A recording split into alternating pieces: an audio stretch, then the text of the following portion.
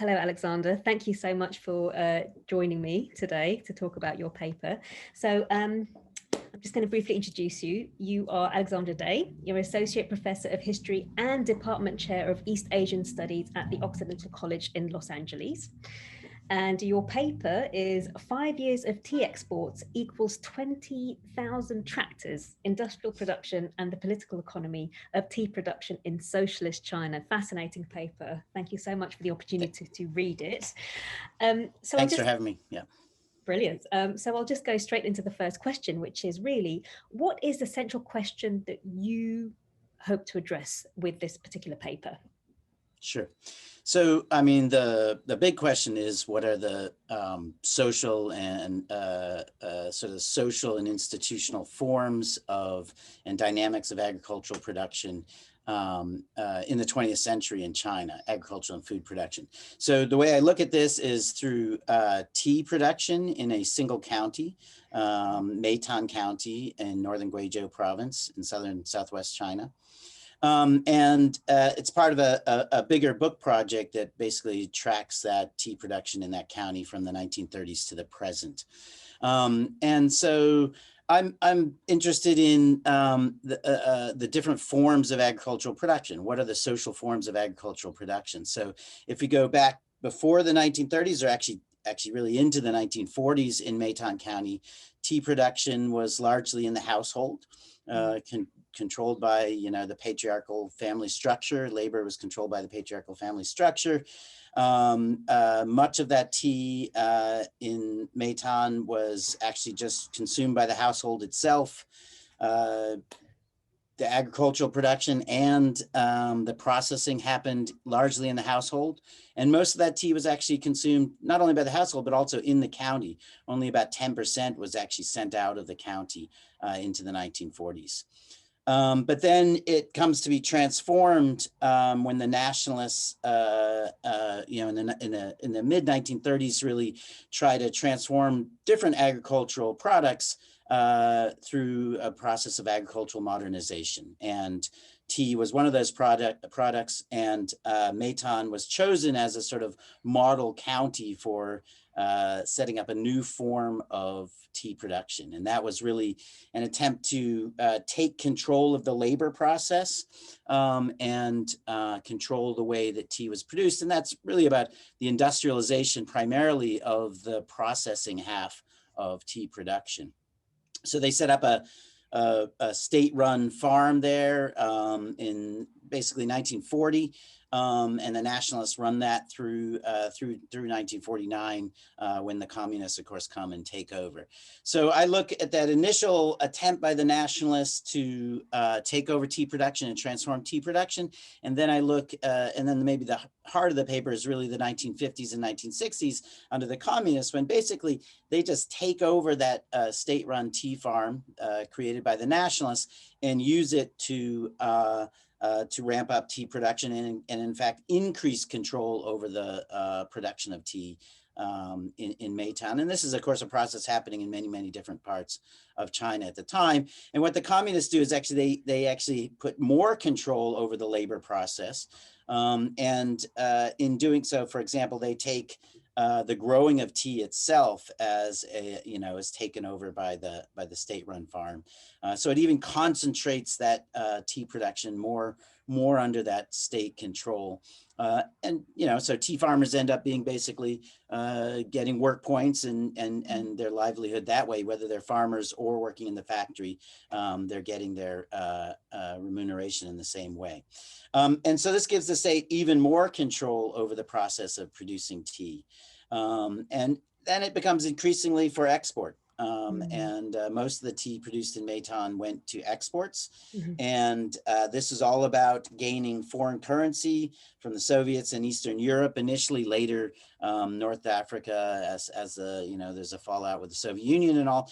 But this is about getting hard currency, and that hard currency then being used for various particular goods. The quote from the title is, they talk about how many tractors the tea is bought. Um, and so, in the bigger project, I go right forward to the present, and there's this dramatic transformation of tea in the present, and that's really also about integration. So a lot of this is about how the different processes of agricultural production is integrated. So you have in tea production, you grow tea plants, you pick the leaves, you do initial drying, and then you do more detailed or fine processing, and then sometimes blending. So there's many different processes. So in agriculture and food production, how are these things separated out? Which can be industrialized, and then how are all these different processes then integrated back together? And that's what I mean by the sort of social and institutional forms of production. So that's the sort of main project here, the main things that I'm looking at. That's fantastic. I mean, I come from a tea producing family in Oh, Assam. My family were part of that British push to make Assamese tea right. into a commodity, right? So it really resonated with me on a personal level. I Oh, just wanted great. to ask you, Alexander, how did you approach telling this sort of multi-decade story with different types of political economy?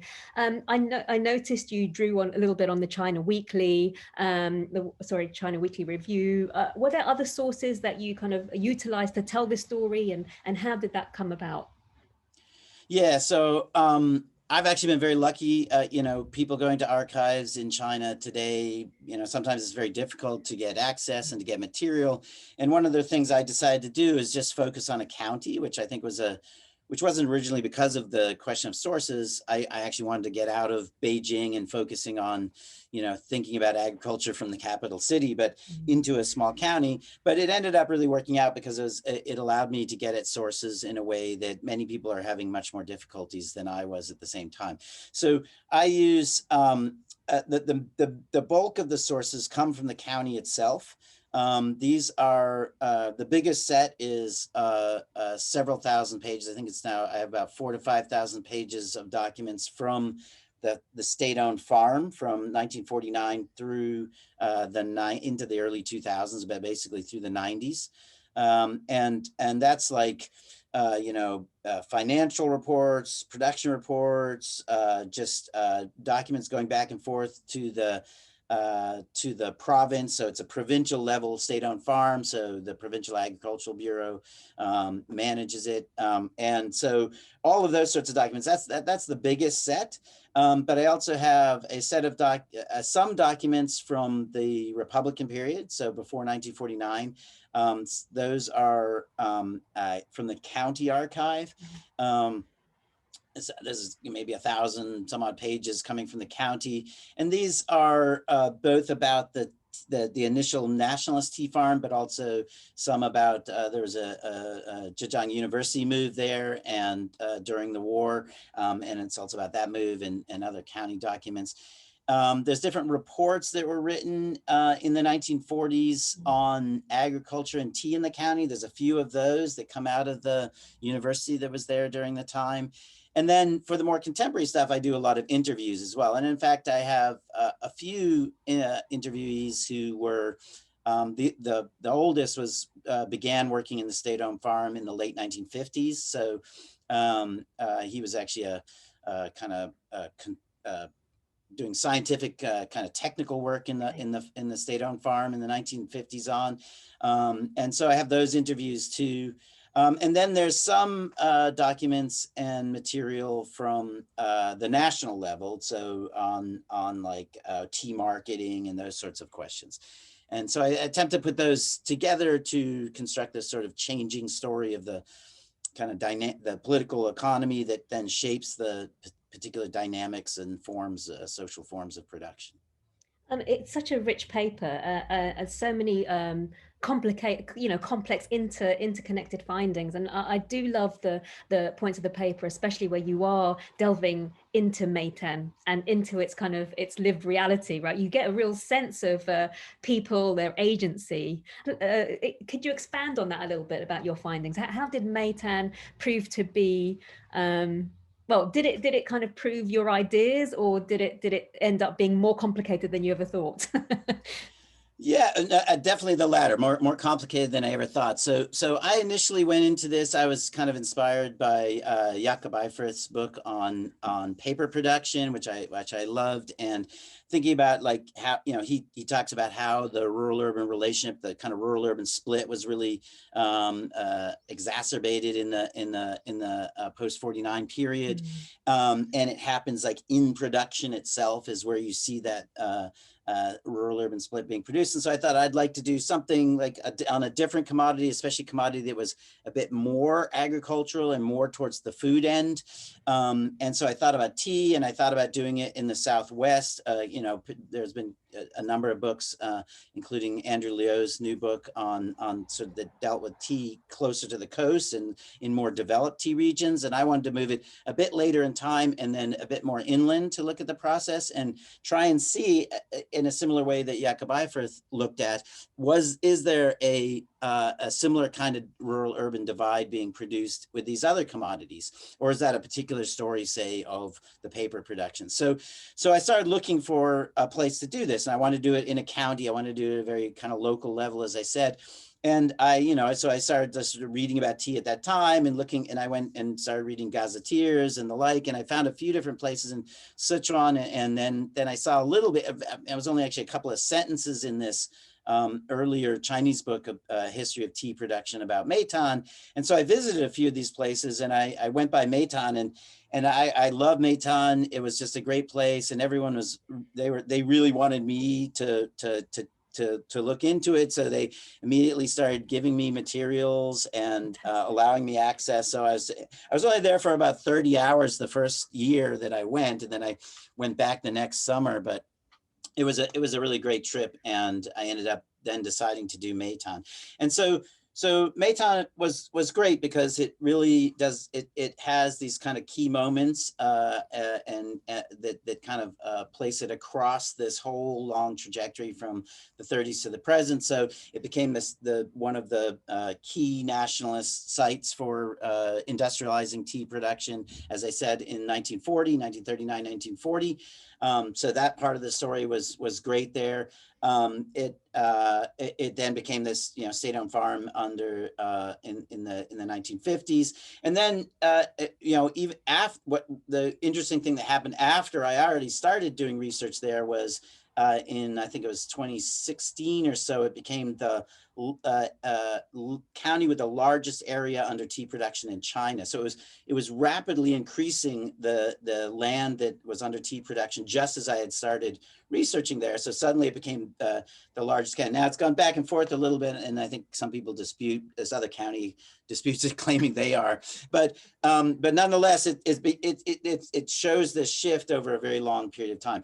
The other thing I'd say about working in a county that was just so great is there are local historians. There are just county people that either they or their sometimes their parents had worked in the tea farm, and they're writing histories of it. And there's even some officials in the county that write histories as well of the tea production, of course. And they were just really great. And while I was there, they opened a tea museum while I started doing this research there. And just working with them was just really fantastic. So it allowed me to do this long story, and it had all the sort of key moments to this long story, and it had access to the materials and documents, which made a huge difference. That's fascinating. It's brilliant that actually you feel this, you are witnessing a sense of local histories being interrogated and explored, and also celebrated. That's fantastic. Yeah, I really couldn't have done this project without those local Mm. historians who had collected lots of their own material that they also shared with me. They also, of course, write about it, and I use cite their writings a Yes. lot in my work as well. Fantastic. As an ethnographer, I suppose, I, what you've done here with periodization and complicating periodization. Now I'm so used to having that complication of periodization towards the latter end, you know, what's socialist, what's post-socialist, you know, and where they separate is difficult sometimes to tell. But to encounter, obviously I knew this already, but you know, to encounter it through through your paper, this kind of pre-socialist and socialist complication of periodization, you know, the 1940s bleeding into the 1950s, the same model farm the nationalists had set up then becomes kind of, you know, kind of restructured to fit into socialist ideals. It's fascinating. I found that brilliant. Thank you so much. Yeah, one of the points I really wanted to make there is that state-owned there's many different forms of state-owned farms in the socialist period, right? And they have all sorts of different kinds of origins. We have, you know, there's a few good, you know, some good literature on state-owned farms, but they don't really focus on this kind of state-owned farm, this sort of export-oriented, you know, producing export-oriented food products, and the origins are very clearly in the nationalist period, not in the socialist period. So it's not a Soviet model that's being adopted in this case, right? I wanted to ask you a little bit more about that, about how your research intersects with other people in the field. And you mention yourself in the paper, Gregory Rolfe, you know, and his sort of arguments about the Soviet model being the kind of defining thing that the socialists took on into agricultural production. And then Forrest Jung, who talks about Yan'an as the kind of the experiment that, you know, became national, really. So you obviously kind of, you know, you interrogate that. In terms of Chinese agricultural history in the 20th century, are there things that you draw on, or other things that you also speak against within that broad corpus? Sure. Yeah. So who am I? You know, so some of the people, again, Jakob Eifer's work was kind of inspiring for this in many ways, and it also I was also thinking a lot about people who are writing about the nationalist period and agricultural modernization, and the way that the state attempted to, you know, the changing way that the nationalist state attempted to intervene into food production, agricultural production. So, I mean, I'm a big fan of Andrew Liu's book on tea, where he does a comparison with India and China. Though he mostly goes into the 1930s, and mine, of course, follows after that. Margarita Zanasi's work on cotton, Kathy Walker, Linda Bell on silk.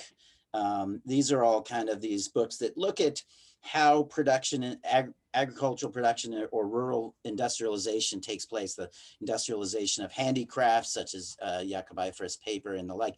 So how is that transformed, and what role does the state play, and what are the dynamics and effects of those transformations? And it's, you know, it's a complex picture, as we always like to say, right? But it's complex in that different types of agricultural goods, it happens in different ways. And in different parts of areas or regions of China, it happens in different ways. So I think there's a lot more work that could be done on this to show the sort of complex patterns of agricultural modernization beginning in the 1930s. So, you know, as I said, I started out thinking about the rural-urban relationship through Jakob Eifer's work, and wanting to kind of write about that. I ended up kind of almost moving away from that somewhat, and that the story doesn't really seem to be that similar in terms of the rural-urban divide that gets produced in Maytown.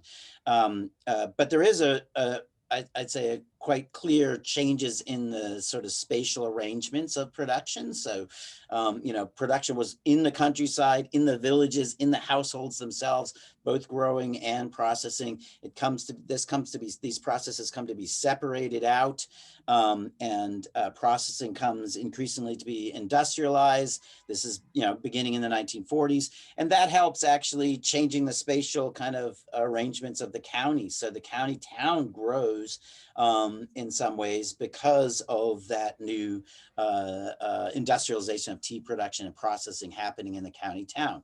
But then that continues to change in the 50s into the 60s. Then tea kind of initially is concentrated only in the state-owned farm, but then communes and brigades and teams begin doing their own processing with the help of the state-owned farm. And so production begins to go back into the countryside in some ways. And then in the 1980s, that it all begins to kind of disintegrate again, and spread out, and a lot of production moves back into the household, including processing moving back into the household.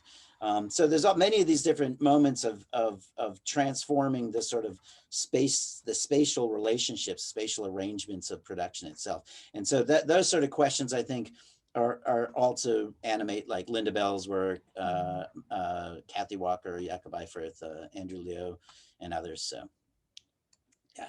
Excellent. Brilliant. I guess my last question really is, it's the same kind of question, but really looking across to your co-panelists, really. Lawrence Zhang has a paper on tea in Taiwan, and you've got others, Thomas Dubois, who talks about meat eating in the Republican era, and then Angela Long, she looks at soy sauce over the 19th and 20th century. I was just wondering, maybe in particular towards Lawrence Zhang, but maybe are there any questions or thoughts that you might want to prepare in terms of listening to their paper or reading their paper? What kind of things would you like to pull out from what they might be talking about in terms of their periodization, or in fact tea production, but in Taiwan with the Guomindang? That's, I obviously haven't read these papers yet, but and I'd certainly look forward to doing so. I mean, so another question that comes up in my paper that I'm interested in having more dialogue about, and I was just trying to figure out how to kind of shape this in the paper itself, is a question of quality, right? So when tea production declines from the very late 19th century especially into the early 20th century, tea exports from China, it's people might think it's mostly about prices, but it's actually a lot about quality. And the quality of Chinese teas was considered too low, and that's why the control over plantations and plantation labor processes allowed the quality to be higher and more even, and allowing for easier industrialization processes. So quality is this key issue for tea production. And I kind of argue in this paper and in the rest of the work that I'm doing is that quality, this question of quality, really is one of the main reasons that the state sees the need for controlling the labor process itself. How do you transform the quality? You control the labor process to make sure the quality is higher. You also have to control, interestingly, the natural process. So you have to intervene in the biophysical processes of tea production as well, and how the natural process and the labor process interact. That's something you need to control. So I'd be really interested to hear more about, or having a dialogue with others about quality in food. And quality can mean so many different things, of course. I mean, it can mean kind of a simple grading level, different grades of tea, for example. But it can also mean the particular qualities of a tea that produce this tea is different from another tea. And so you both want to have standardization, but not too much standardization that you get too generic and produce a tea that has kind of generic qualities that are not that interesting to sell, right? So quality is there's a lot of problems and tensions in quality itself. Sarah Besky has a book about tea qualities, looking at the question of quality and tea production in India, but she's not so much about production as like the sort of like how quality gets understood in tea production. So that's a very interesting work to think about. But I'd love to think more about food and quality in food and how that kind of shapes food production, or leads one to intervene into food production and the labor process and the like. Thank you so much, Alexander. This has been fascinating. Sure. Thank you. Thank you. Thank you so much. Yeah.